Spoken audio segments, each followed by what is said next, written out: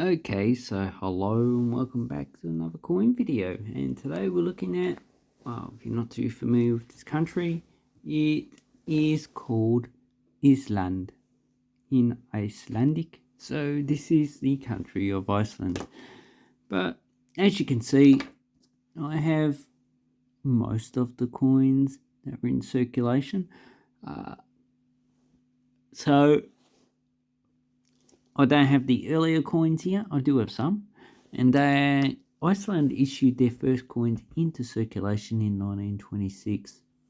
So before that, they used Norwegian, Danish coins, which have been around for at least 1,000 years. And these coins here were starting from 1946. So that's 20 years later. And I'll make another video on the 1926 coins. So this is the period in which Iceland became independent from Denmark. So before that, it was actually a part of Denmark. And as you can see, they have the coat of arms of Iceland on the coins. And we'll have a look in a minute at the coat of arms. So the smallest coins that we have in Iceland are these one, øre. So we have øre. So this is quite a small coin. We have one, and as you can see, øre and øre. So we have the singular and the plural, which is quite different in English. Even though Icelandic is closely related to English. It's related, actually it's quite an old language, and it's probably closely related to the old Viking language that they spoke 1,000 years ago. Then Swedish, Norwegian, or Denmark. That's usually a dialect, pretty much a language continuum, a dialect continuum. So these coins were issued in bronze, and they were minted from 1946 to 1966. In the 60s, Iceland started to have inflation, which increased in the 70s and the 80s, and it removed these smaller denominations from circulation. So the mintage for these varies. Usually it's about 1 to 10 million. If we look at 1953, just as an example, we have 4 million coins of the one øre. So, and I think it's about 4 million of the 1946. But as you can see, this one's in pretty high grade.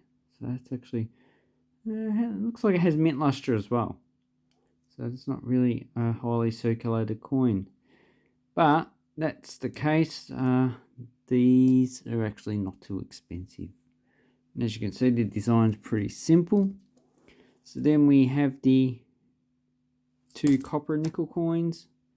So you have the 10 and the 25 øre. These are quite small. I don't have any Australian coins to compare them. But you can find them on Numista. And the 10 øre, they used up into the 70s. So I think 1970 was when they changed it to aluminium. So, yeah, 1970 and 1969 is the last year of mintage. And then they changed it to an aluminium coin in 1970 with the same design. And that's because inflation removed the value of the coin. So this one you could probably buy for about $1 in uncirculated. This one, yeah, probably $1 or $2 in uncirculated, depending on the actual number minted. And then the 25 øre you can get for, just a few dollars. So then I'm using Numista, look it up. Between 1969 and 1974, they issued a 50 øre. So this was not used in 1926 to 1969. So pretty much a 40-year period. And they just plugged the gap after they removed the 25 øre from circulation, and the 1 and 5, and they kept the 10. So they had, in 1969, they had the 10, 50, and the 1, 2, uh, krona. Then they issued a 5 and a 10 krona as well. So here we have two bigger coins. So these are quite large. Really, I need to keep some Australian coins on the table. So in 1925 they did issue 25 the 1 krona. So that was earlier, so 1925. And in 1946 they issued this as an independence coinage. As you can see, it has the coat of arms of Iceland, which has, if you look on the two, it should be a lot easier. So this is the 1946 version. So we have the 4 guardian animals of Iceland. So they're called Landveita, so the protector spirits. So Gryffindor, the bull. So Guma, the eagle. So the eagle's there. Then we have Dreki, the dragon. And Bergrisi, the giant. So these actually protect all 4 corners, north, south, east and west of Iceland. And it's very interesting. Not many countries actually put mythology on their coat of arms.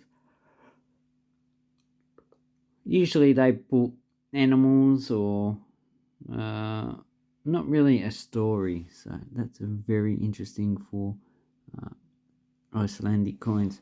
So what is the mintage of the... So this is 1975, so this is the last year of issue of this run krona. In 1976 they reduced the size and turned it into aluminium. So here's the smaller one. And these are pretty common. There's no scarce date for the aluminium bronze 1 krona. And the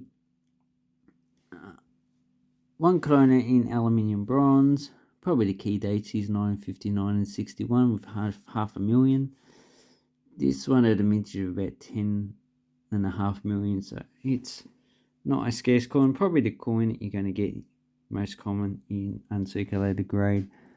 And with the 2 krona, so we are looking at, so the other coins previously are probably at $1 or $2. This one is a single year issue because aluminium bronze. After this they issued them in nickel brass, so different metal.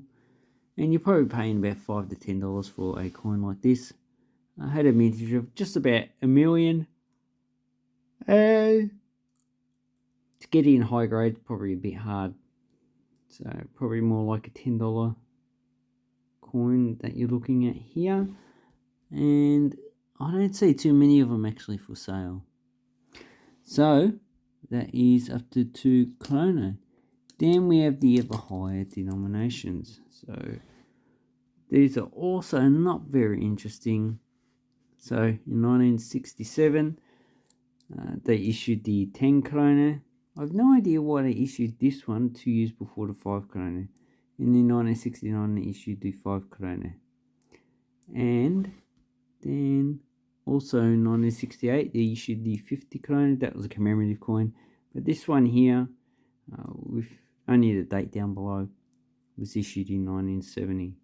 So these coins, you can probably get the 5 and 10 for $2 to $3 each. They don't seem to be that scarce. If you're paying more than $5, you're really overpaying it. So the key date that we're looking at this coin, so it's 1969, first year of issue, it has 2 million. So the key date is 1971 with half a million. And all the other ones are in the millions. So really, you shouldn't find it hard to actually get one of these coins. And this one's dated 1970. Well, duh. And that one is a mintage of 1.5 million. So the key date is 1969 with half a million. And all the others have coins in the 1 to 10 million range. Then we have the 50 krona. So this is the largest coin Iceland ever minted. And it looks like it has laminations on the back of it. And this one has the Parliament, so Parliament House of Iceland, which, if you look on, there's a nice YouTube channel called the Reykjavik Grapevine. They have a video where they've actually gone past the Iceland Parliament. It looks quite nice. Or you could just look up photos on the internet. So a lot of these coins are low mint. The scarce one you want to get is the 1973. That's the key date. This one has 200,000, which is the second lowest, along with the 1977. And you're probably paying for this coin probably about $5 to $10, even though it's 200,000. It's not really that much interest in it. And uncirculated one's probably about $20. So that is Iceland's. I'll just keep it with these coins. I won't continue on with the current coins of Iceland, which I already have made another video. And then they actually revalued the krona in 1981 at 100 to 1. So this one with the new krona is only equivalent to 50 öre. And as you can see, the coin is actually quite small. So the coin has actually fallen in value quite a lot. I'd say currently it's probably equivalent more to like 50 krona, which is, this is the current coin. It's quite smaller. And also it's worth about 50 cents currently. Anyway, I hope this helps you with your Icelandic coin collection. Let me know what you think about their coins. I think they're a bit boring, but the country itself is not boring. Thank you very much and have an awesome coin and banknote collecting time. Thank you and goodbye.